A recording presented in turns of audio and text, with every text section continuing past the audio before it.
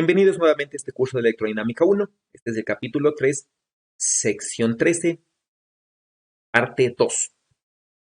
Problemas de frontera en coordenadas esféricas.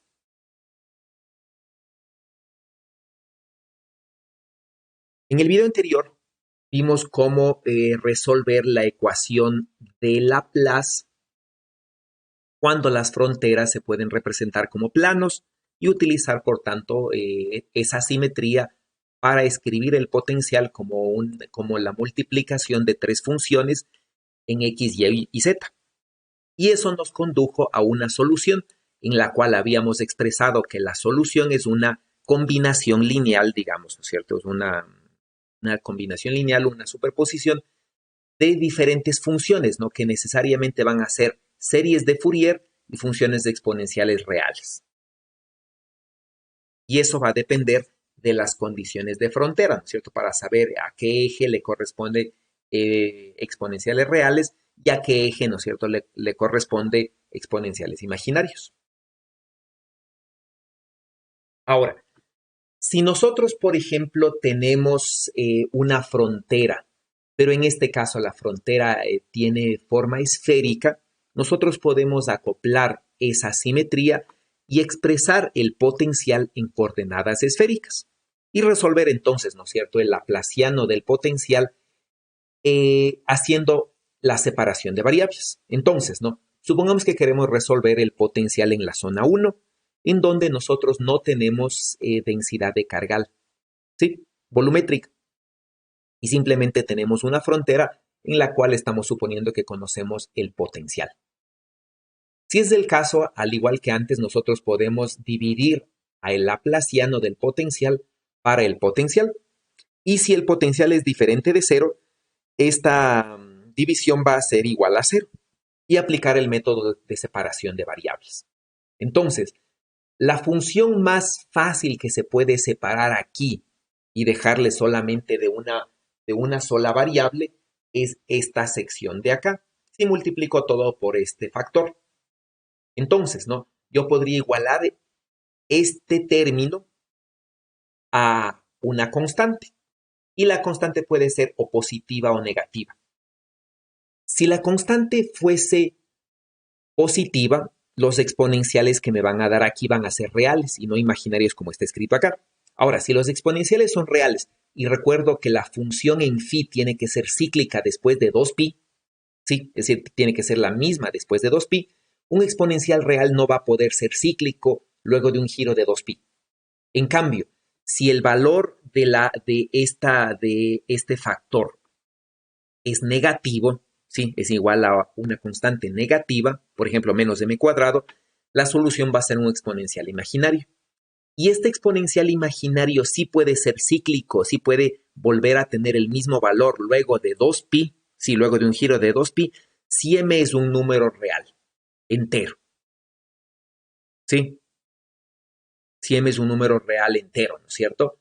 Entonces, si este es un número, si m es un número real y entero, luego de 2pi, el exponencial, ¿no es cierto?, de i 2pi multiplicado por cualquier número entero es 1. Y volvemos a tener la misma función. Entonces, esa exigencia me define el valor que debe tener este factor. Si reemplazo en esta ecuación y separo, por ejemplo, la siguiente variable angular, que sería el ángulo θ, e igualo a una constante, voy a poder escribir esta cantidad, donde simplemente, ¿no?, yo aquí he reemplazado esta cantidad por menos de m cuadrado e igualado todo este término sin el r cuadrado, ¿sí?, a una constante que es esta, ¿sí?, que es menos L por L más 1. Y rearreglo, ¿no? Y se puede escribir así. Si se hace el cambio de variable del coseno del ángulo θ por x, esta ecuación se puede escribir así, en donde esta ecuación se le identifica como la ecuación de los polinomios asociados de Legendre, donde el factor L igual a 0, es decir, el que anula este término, me da la ecuación de los polinomios de Legendre. Ahora, La combinación de las funciones en phi por las funciones en teta me da lo que se conoce como los armónicos esféricos.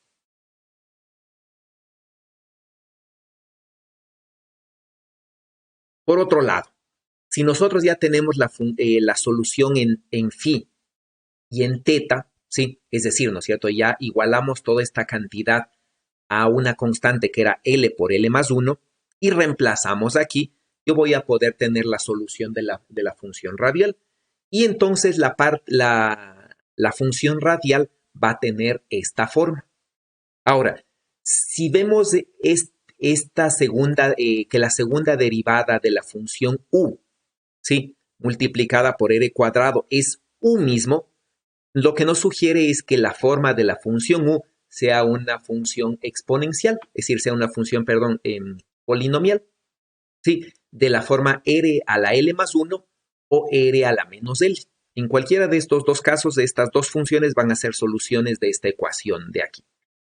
Si reemplazo todas las funciones en r, en teta y phi, ¿sí? En la forma original del potencial eléctrico, yo voy a tener, ¿no es cierto?, que el potencial eléctrico se puede escribir así, en donde tengo, ¿no es cierto?, una forma de R a la L y otro término de R a la L menos 1. Sí, menos L menos 1, ¿no? Multiplicado por el armónico esférico. Si nos fijamos, esta es la misma forma que teníamos para la expansión multipolar del potencial eléctrico. Sí, entonces este potencial de aquí es solución de la ecuación de Laplace en coordenadas esféricas. Me da exactamente la solución que yo necesito. Y para este caso, tiene la misma forma que la solución del potencial en la aproximación multipolar utilizando armónicos esféricos. Los coeficientes A y B que aparecen aquí simplemente se calculan utilizando la condición de ortogonalidad de los armónicos esféricos. En este caso, ¿no es cierto? Bueno, y además, digamos, se utilizan o los coeficientes A y B se definen con las condiciones de frontera. Sí, entonces, con las condiciones de frontera y las condiciones de ortogonalidad de los armónicos esféricos, se puede definir automáticamente los coeficientes A y B. Ahora, estas condiciones de frontera involucran las condiciones de continuidad del potencial eléctrico, involucran, ¿no es cierto?, las condiciones de frontera para el campo eléctrico, por ejemplo, tanto en la parte normal como en la parte tangencial. Entonces, no siempre voy a tener que recurrir a todas las condiciones de frontera, pero debo recurrir a las condiciones de frontera necesarias para definir completamente estos A y B. Otro punto que se utiliza es que el potencial usualmente se exige que no sea divergente. Eso quiere decir que si alguno de los términos de aquí se hace divergente, los coeficientes se hacen automáticamente cero para que no sea divergente. Por otro lado, si el problema, por ejemplo, tiene simetría en el eje Z, es decir, en un eje, más bien dicho, yo puedo elegir ese eje como el eje Z. Sí, y como ya tengo simetría alrededor del eje Z, yo ya no voy a tener una dependencia en el ángulo phi. Y por lo tanto, esta ecuación de aquí se puede simplificar a esta ecuación de acá, donde simplemente la solución del potencial ya no depende de phi, sí, por ser el eje Z, el eje de simetría, y depende nada más del coseno del ángulo teta a través de los polinomios de Legendre. ¿Sí? Y esta es una ecuación que se utiliza cuando tenemos fronteras que tengan simetría alrededor de un eje.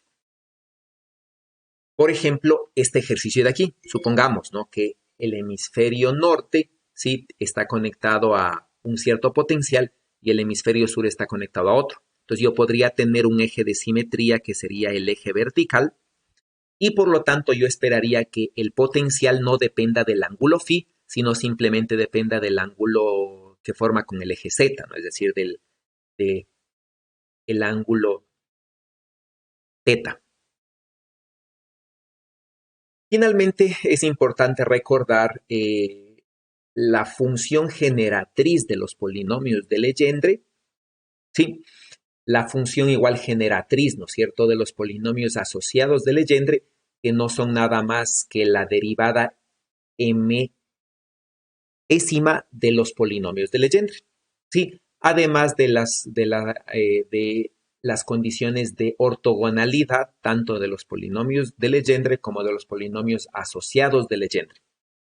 Aquí hay que notar que con estas funciones generatrices, estos polinomios no están normalizados y habría que dividir para la raíz cuadrada de estos términos para normalizar a estos polinomios.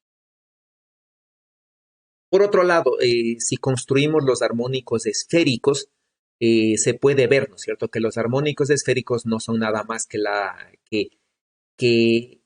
los polinomios asociados de Legendre multiplicados, ¿no?, por la otra función que era el exponencial imaginario en m∞, ¿sí?, y multiplicados por este factor que es básicamente el término de el inverso, ¿no es cierto?, de este término sacado a la raíz cuadrada, y un 2pi que aparece extra, que es el factor que normalizan a los armónicos esféricos. Sí, esto es válido para m mayores que 0. Para m menores que 0 se puede hallar en función del conjugado de los armónicos esféricos de acuerdo a esta ecuación. Y recordar simplemente la condición de ortogonalidad de los armónicos esféricos, tomando en cuenta que estos armónicos esféricos ya están normalizados a 1, ¿no? Y aparte de eso, recordar, ¿no es cierto?, la relación de clausura, en la cual me indica que esta es una base completa para cualquier función que dependa de teta y phi. ¿Sí? Cualidades importantes de los armónicos esféricos son estas dos, ¿no? Si el ángulo teta vale 0 y m es diferente de 0, los armónicos esféricos valen 0 siempre. ¿Sí? Y por otro lado, ¿no es cierto?, los armónicos esféricos se simplifican al polinomio de Legendre siempre que m es igual a 0. ¿Sí? Y tienen esta relación de identidad, ¿ya? Muchas gracias por su atención.